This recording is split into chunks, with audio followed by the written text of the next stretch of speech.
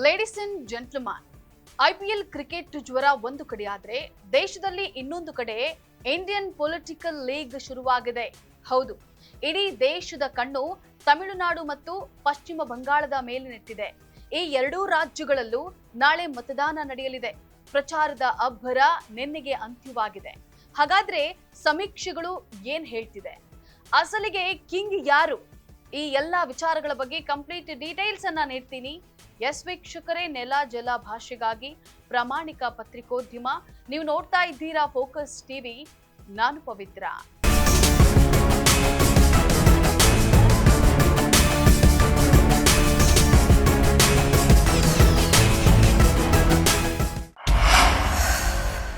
ವೀಕ್ಷಕರೇ, ಮೊದಲು ತಮಿಳುನಾಡಿನ ಬಗ್ಗೆ ನೋಡೋಣ. ಇಲ್ಲಿ ಮುಖ್ಯಮಂತ್ರಿ ಎಂಕೆ ಸ್ಟಾಲಿನ್ ನೇತೃತ್ವದ ಡಿಎಂಕೆ ಮೈತ್ರಿಕೂಟ ಮತ್ತೊಮ್ಮೆ ಅಧಿಕಾರ ಹಿಡಿಯುವಂತ ವಿಶ್ವಾಸದಲ್ಲಿದೆ. ಇತ್ತ ಎಡಪ್ಪಾಡಿ ಪಳನಿಸ್ವಾಮಿ ನೇತೃತ್ವದ ಎಐಎಡಿಎಂಕೆ ಬಿಜೆಪಿಯೊಂದಿಗೆ ಸೇರಿ ಸ್ಟಾಲಿನ್ ಕೋಟೆಗೆ ಲಗ್ಗೆ ಇಡಲು ಪ್ಲಾನ್ ಅನ್ನ ಮಾಡಿದೆ. ಆದ್ರೆ ಈ ಬಾರಿ ಅತಿ ದೊಡ್ಡ ಗೇಮ್ ಚೇಂಜರ್ ಅಂದ್ರೆ ಅದು ದಳಪತಿ ವಿಜಯ್ ಅವರ ಟಿವಿಕೆ ಪಕ್ಷ. ಇದು ಮೊದಲ ಬಾರಿಗೆ ಅದೃಷ್ಟ ಪರೀಕ್ಷೆಗಳಿದೆ. ಸಮೀಕ್ಷೆಗಳ ಪ್ರಕಾರ ವಿಜಯ್ ಯುವ ಮತದಾರರನ್ನ ಸೆಳೆಯುವಲ್ಲಿ ಯಶಸ್ವಿಯಾಗಿದ್ದು, ಡಿಎಂಕೆ ಮತ್ತು ಎಐಎಡಿಎಂಕೆಯ ವೋಟ್ ಬ್ಯಾಂಕ್ಗೆ ಕತ್ತರಿ ಹಾಕುವಂತಹ ಸಾಧ್ಯತೆ ಇದೆ. ಡಿಎಂಕೆ ಮೈತ್ರಿಕೂಟಕ್ಕೆ ಬಹುಮತದ ಮುನ್ಸೂಚನೆ ಸಿಕ್ಕಿದ್ರು ಕೂಡ ವಿಜಯ್ ಪಡೆಯುವಂತಹ ಮತಗಳು ಯಾರ ಅಧಿಕಾರದ ಕನಸನ್ನ ಭಗ್ನಗೊಳಿಸ್ತವೆ ಅನ್ನೋದು ಕುತೂಹಲವನ್ನ ಮೂಡಿಸಿದೆ.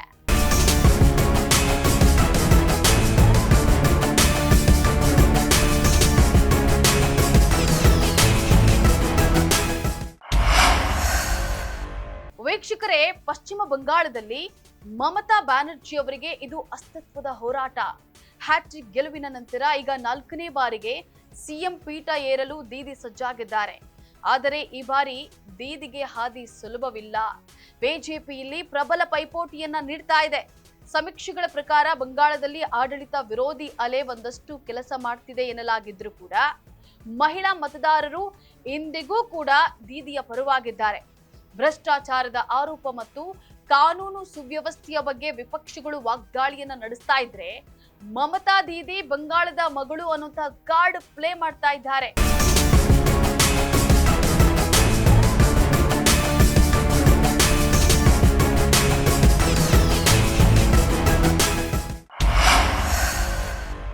ಲೇಡೀಸ್ ಅಂಡ್ ಜೆಂಟ್ಲ್ಮನ್, ಸದ್ಯದ ವಿವಿಧ ಚುನಾವಣಾ ಪೂರ್ವ ಸಮೀಕ್ಷೆಗಳನ್ನ ಗಮನಿಸಿದ್ರೆ ಡಿಎಂಕೆ ಮೈತ್ರಿಕೂಟಕ್ಕೆ ಹೆಚ್ಚಿನ ಸ್ಥಾನ ಸಿಗುವಂತಹ ಸಾಧ್ಯತೆ ಇದೆ.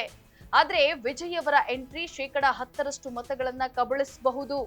ಪಶ್ಚಿಮ ಬಂಗಾಳದಲ್ಲಿ ತೃಣಮೂಲ ಕಾಂಗ್ರೆಸ್ ಮತ್ತು ಬಿಜೆಪಿ ನಡುವೆ ಟಫ್ ಫೈಟ್ ಇದೆ. ಆದ್ರೂ ದೀದಿ ಸಣ್ಣ ಅಂತರದ ಮುನ್ನಡೆಯನ್ನ ಸಾಧಿಸಬಹುದು ಅಂತ ಹೆಚ್ಚಿನ ಸಮೀಕ್ಷೆಗಳು ಹೇಳ್ತಾ ಇವೆ. ಸೊ ಸ್ಟಾಲಿನ್ ಸಿಎಂ ಕುರ್ಚಿ ಉಳಿಸಿಕೊಳ್ತಾರಾ? ವಿಜಯ್ ಅವರು ಅಬ್ಬರದ ಕೆಲಸ ಮಾಡ್ತಾರಾ? ಬಂಗಾಳದಲ್ಲಿ ಬಿಜೆಪಿ ಬಾವುಟ ಹಾರಿಸುತ್ತಾ ಏನಾಗಬಹುದು ಅನ್ನೋದನ್ನ ಕಾದು ನೋಡ್ಬೇಕಾಗಿದೆ. ಇದಾಗಿತ್ತು ಈ ಕ್ಷಣದ ಪೊಲಿಟಿಕಲ್ ಅಪ್ಡೇಟ್. ನೆಲ ಜಲ ಭಾಷೆಗಾಗಿ ನೋಡ್ತಾ ಇರಿ ಫೋಕಸ್ ಟಿವಿ.